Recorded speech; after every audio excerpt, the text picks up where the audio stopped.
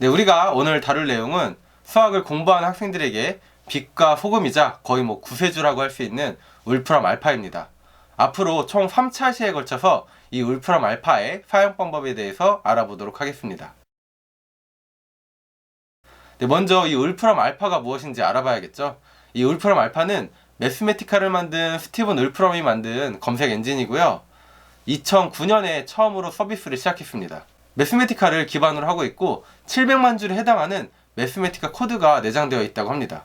그리고 1만 개가 넘는 CPU를 통해서 구동이 되고 있고요. 네, 수학과 관련된 컴퓨터 대수, 수치 계산, 미적분, 시각화, 통계 등 다양한 계산을 처리해주고 있기 때문에 수학의 거의 치트키와 같은 그런 검색 엔진이라고 할 수가 있죠. 네, 그리고 수학뿐만 아니라 과학이나 공학, 사회, 일반 생활과 관련된 데이터와 명령어도 제공을 하고 있습니다. 네, 자연어 검색을 추구하고 있기 때문에 여러분이 약간 틀리는 것 정도는 알아서 교정을 해서 잘 결과를 출력해 주고요. 일상 대화 같은 그런 명령어도 어느 정도는 처리를 해줍니다. 네, 오늘은 울프람 알파에 대한 기본 기능에 대해서 알아보고 기본 수학, 기초 함수, 다항식, 방정식과 부등식과 관련된 명령어를 알아보도록 하겠습니다. 여기 이제 내용이 조금 많다고 느낄 수는 있는데 어렵진 않기 때문에 여러분이 차분히 보시면 잘 따라올 수 있습니다. 네, 본격적인 내용을 시작하기 전에 한 가지 당부하고 싶은 말이 있는데 이 울프람 알파의 강력한 기능을 여러분이 풀어야 되는 문제를 대신 푸는 데는 사용하지 말고요. 여러분이 해결한 문제가 맞는지를 확인하거나 아니면 수학과 관련된 연구와 탐구를 하는데 사용하기를 권해드립니다. 그것이 이제 여러분들의 발전에 도움이 되니까요. 그럼 본격적으로 이 울프람 알파에 대해서 알아보도록 하겠습니다. 네, 여러분이 울프람 알파 사이트에 접속하면 다음과 같은 화면을 볼 수 있습니다. 검색 엔진이라고 했으니까 이 검색창에 원하는 명령어를 치고 엔터를 치면 그 결과가 출력되게 되겠죠. 네, 일단 기본적인 화면의 메뉴 구성을 좀 살펴보도록 할게요. 이 검색창 바로 아래 보면 익스텐디드 키보드라고 있는데 얘를 클릭하면 다음과 같이 여러 가지 수학 기호를 입력할 수 있는 걸 볼 수 있고요. 하나를 좀 사용해 볼까요? 여기 적분 기호를 사용해서 적분을 하나 해보도록 하죠. x를 적분한다고 했을 때 원래 이제 x에 dx라고 쳐야 되지만 그냥 x라고 치고 엔터를 해도 적분을 잘 처리해 줍니다. 이 적분을 잘 계산해 준 게 확인이 되죠. 네, 다음으로 검색창 바로 밑에 example이란 메뉴가 있는데 다양한 명령어에 대한 예시를 보여주는 메뉴거든요. 근데 얘를 굳이 여러분이 클릭할 필요 없이 바로 아래 하단에 보면 수학과 과학, 테크놀로지 이 분야별로 다양한 버튼들이 있는 것이 보여요. 이거는 이 분야별로 지금 여러 가지 명령어에 대한 예시를 보여주는 그런 메뉴이기 때문에 여기서 여러분이 원하는 것을 골라서 클릭한 다음에 실행을 해보면 됩니다. 하나 해보도록 할까요? 네, 지금 지오메트리에 들어왔는데 여기서 제가 이제 하나를 실행시켜 보면은 예시 명령을 클릭하면 실행이 되거든요. 네, 그럼 다음과 같이 이 명령에 대한 결과가 출력된 것을 확인할 수가 있습니다. 네, 다음으로 여기 이제 랜덤이라는 메뉴가 있는데 얘는 이제 울프람 알파에 여러 가지 명령어를 랜덤으로 보여주는 거예요. 여러 가지 재밌는 명령어들이 많이 있기 때문에 여러분이 가끔 이제 클릭해서 어떤 명령어들이 있는지 살펴보는 것도 좋을 것 같습니다. 그리고 이제 검색창 바로 아래 보면 이 업로드라는 메뉴가 있는데 이거는 사실 이제 우리가 지금 사용할 수 있는 메뉴는 아니고요. 왜냐면 울프람 알파가 무료 버전과 유료 버전이 있거든요. 우린 지금 무료 버전으로 사용을 하고 있는 거고 유료 버전은 이게 프로라고 해서 오른쪽 위에 보면 업그레이드 투 프로라고 써 있죠. 여러분이 결제를 하고 프로 버전에 울프람 알파를 사용할 수가 있어요. 이제 쟤를 결제하면은 사용할 수 있는 메뉴인데 간단하게만 좀 소개하면은 여러 가지 형식의 파일을 업로드를 해서 그 파일을 이제 수학적으로 분석해주는 그러한 명령어입니다. 물론 프로 버전은 이제 이 외에도 다양한 기능을 추가적으로 우리가 활용할 수 있는데 두 가지 정도만 제가 소개를 해보도록 할게요. 첫 번째는 좀 탐나는 기능인데 바로 여기 이제 매스매틱스 바로 밑에 스텝 바이 스텝 솔루션이라고 있죠. 어떤 우리가 명령어를 쳤을 때 이 무료 버전에서는 그 결과만 출력한다면 이 유료 버전에서는 그 계산 과정에 대해서 풀이를 보여주는 그런 기능을 제공하고 있거든요. 제가 하나 클릭해 보도록 할게요. 여기 이제 결과가 출력이 되어 있는데 결과 리절트에 보면은 스텝 바이 스텝 솔루션이라고 있습니다. 얘를 클릭해서 우리가 전체 풀이 과정을 클릭하면 저 항등식을 이제 증명하는 과정이 어떠한 과정을 거쳐서 증명이 되는지를 이렇게 스텝별로 안내를 하고 있어요. 이거는 지금 샘플 예시로 보여주는 거라서 우리가 이렇게 풀이를 볼 수 있지만 일반적인 명령어에서는 이제 유료 버전을 사용해야만 이런 풀이 과정에 대한 명령을 볼 수 있습니다. 하나 더 알아보도록 할게요. 이 플랫에 들어가서 우리가 이제 명령어 그래프를 하나 그려보도록 할까요? 네, 지금 그래프를 하나 그렸는데 무료 버전에서도 물론 다양한 그래프를 이제 지원해서 우리가 그릴 수 있지만 일단 이미지가 작고 얘를 저장을 할 수가 없어요. 근데 프로 버전을 사용하게 되면은 얘를 따로 저장할 수도 있고 그리고 커스터마이즈하게 여러 가지 설정을 해서 사이즈도 조절한 다음에 저장을 할 수가 있고요. 고 프로 나우라고 보이죠? 그래서 이제 이렇게 프로 버전 하면 여러 가지 추가적인 기능이 있는데 무료 버전만 사용해도 충분히 우리가 이제 많은 기능들을 이용할 수 있기 때문에 여러분이 충분히 울프람 알파를 수업이나 이제 공부에 적극적으로 활용할 수 있습니다. 네, 이제 검색을 해보도록 할까요? 제가 울프람 알파가 자연어 검색을 이제 추구하고 있다고 했죠. 그래서 일단 간단하게 울프람 알파와 대화를 좀 해보도록 할게요. 헬로우라고 치면은 헬로 휴먼이라는 대답이 나왔죠. 안녕 인간 이렇게. 네, 그 다음에 이제 이름을 한번 물어볼게요.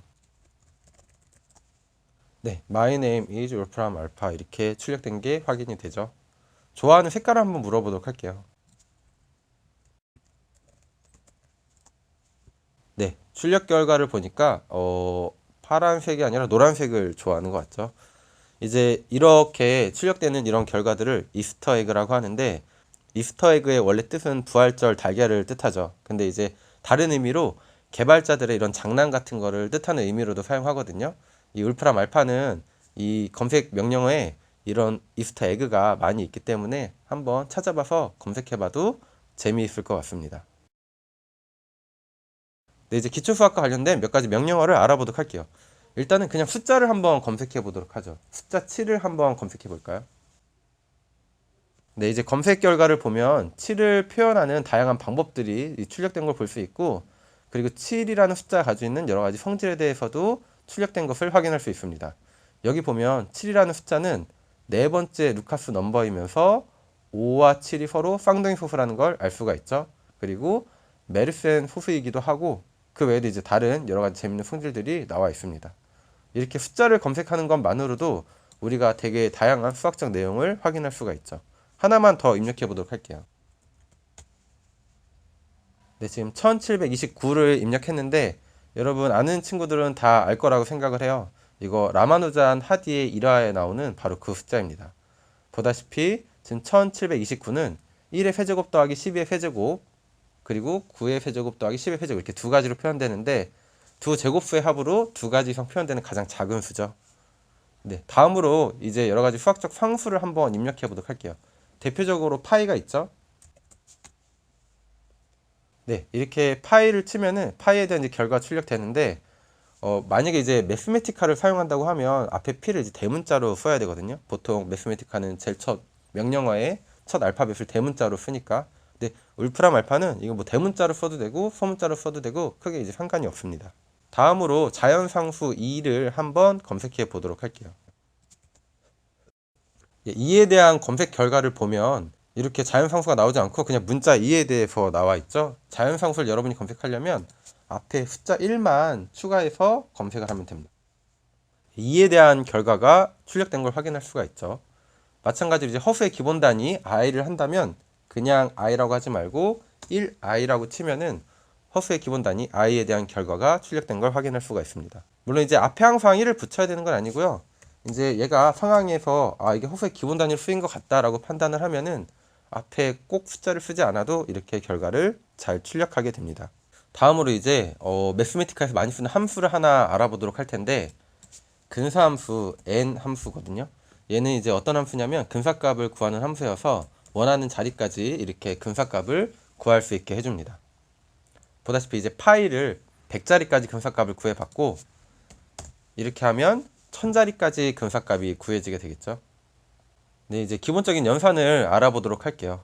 여러분이 알고 있는 이제 더하기, 빼기, 곱하기, 나누기는 똑같이 적용이 되기 때문에 한번 다 입력해 보면 될 것 같고요. 여기서는 이렇게 더하기만 입력해 보도록 할게요. 이제 거듭 제곱은 이렇게 꺽쇠 표시로 해서 우리가 거듭 제곱을 계산할 수가 있죠. 여러분이 곱하기에서 좀 한 가지 알아야 될 거는 이제 문자 곱하기를 할 때 예를 들어서 AX다 라고 하면은 그냥 AX 이렇게 붙여서 우리가 실행시키면 얘가 A랑 X를 곱한 건지 사실 판단할 수가 없거든요. AX라는 단어를 생각하게 되죠. 그래서 이제 곱하기를 할 때는 곱하기를 써도 되지만 이렇게 한 칸을 띄면은 이게 이제 곱했다는 의미거든요. A랑 X를. 그래서 결과를 확인해 보면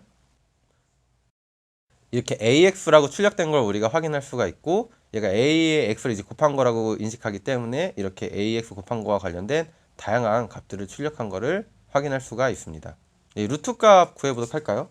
SQRT라고 쓰고 이제 값을 쓰면은 이렇게 루트 값을 구할 수가 있는데 얘를 쓸 때는 그냥 이렇게 한 칸 띄고 2라고 해도 역시 루트 값이 구해지게 됩니다.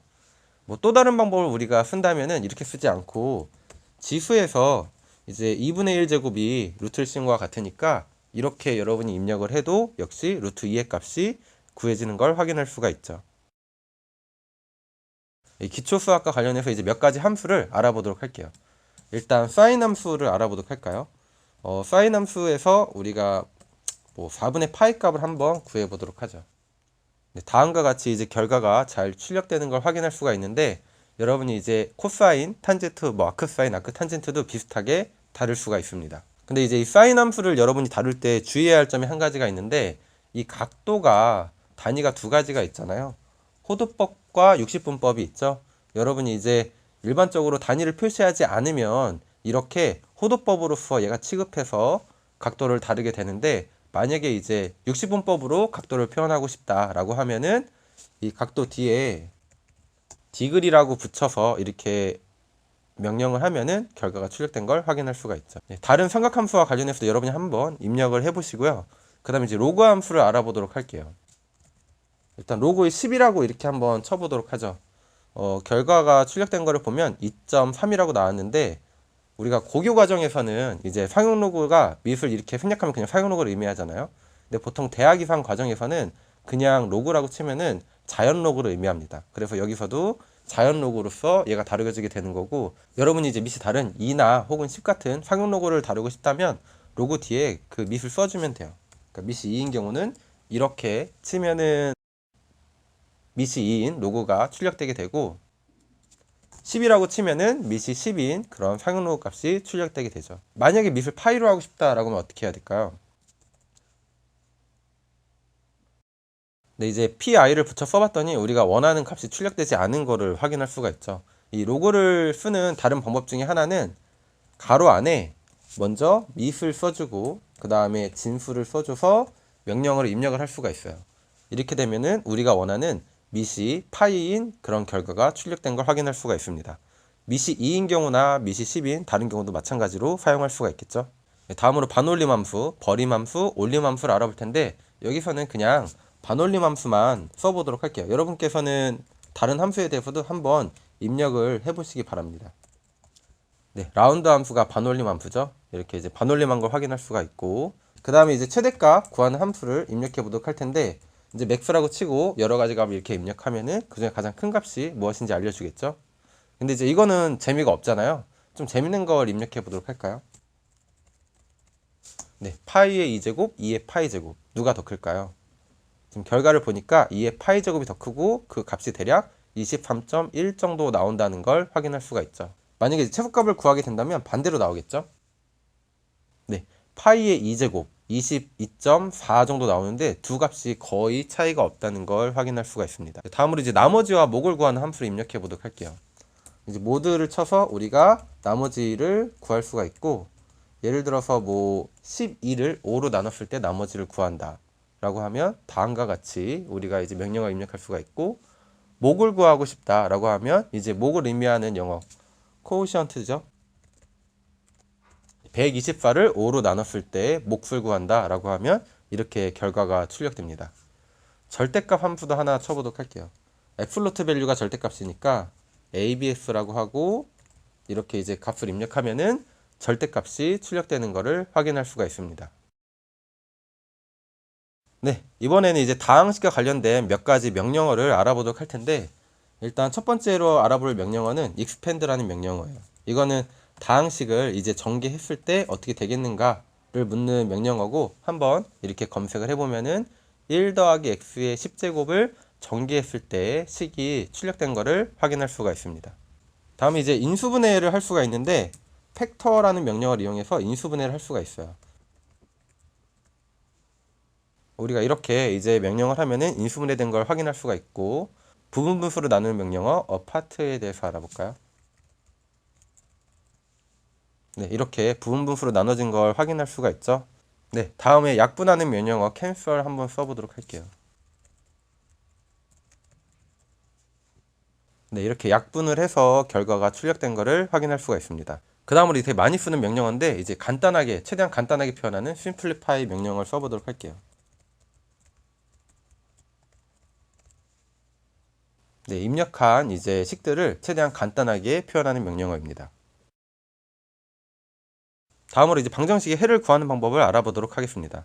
일단 매스메티카에서는 solve라는 명령어를 쳐서 해를 구하거든요. 그래서 이제 뭐 이렇게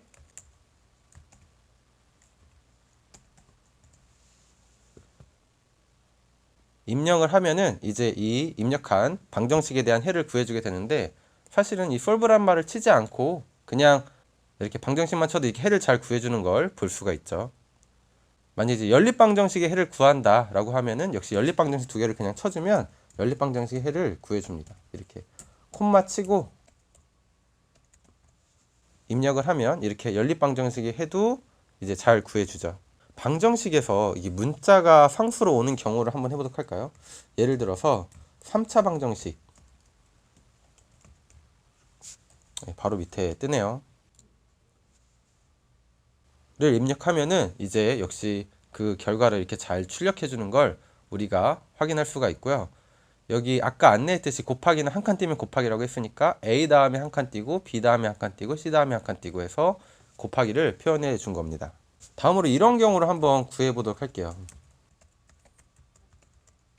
이제 이렇게 A가 지금 상수인데 문자로 입력된 경우에 이게 x의 해가 이렇게 이제 출력된 거를 우리가 확인을 할 수가 있죠.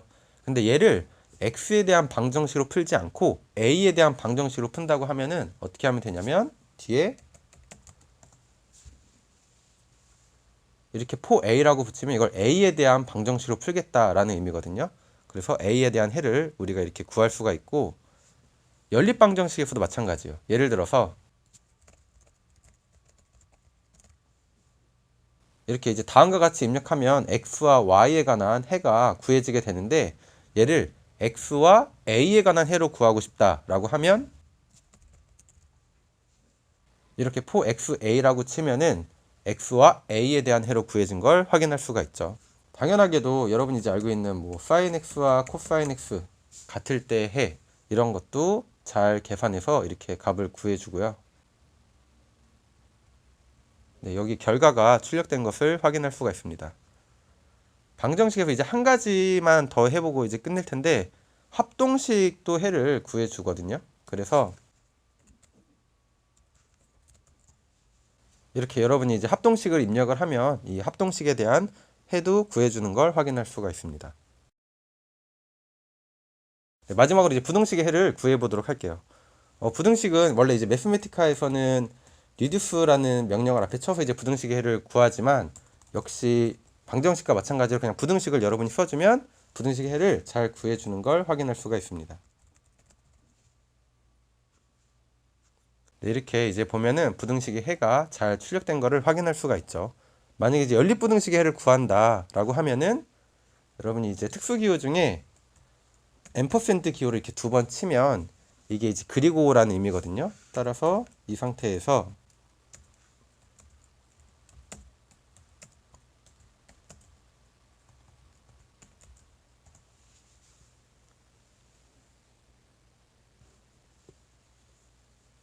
네, 여러분이 이렇게 두 개의 부등식을 입력을 하면은 이렇게 이제 연립부등식의 해를 구해준 거를 확인할 수가 있죠. 이렇게 이제 수직선으로 바꿔주면 또는이라는 의미를 갖고, 역시 이제 요거에 맞춰서 해를 구해주는 걸 확인할 수가 있습니다. 이 값이 이제 true라고 나왔는데 모든 실수에 대해서 얘가 성립하기 때문에 true라고 나온 거를 알 수가 있죠. 네, 우리가 이제 이상으로 울프람 알파의 기초적인 사용 방법을 알아봤고요. 다음 시간에는 이제 그래프 그리는 방법과 미적분의 여러 가지 명령어를 알아보도록 하겠습니다. 감사합니다.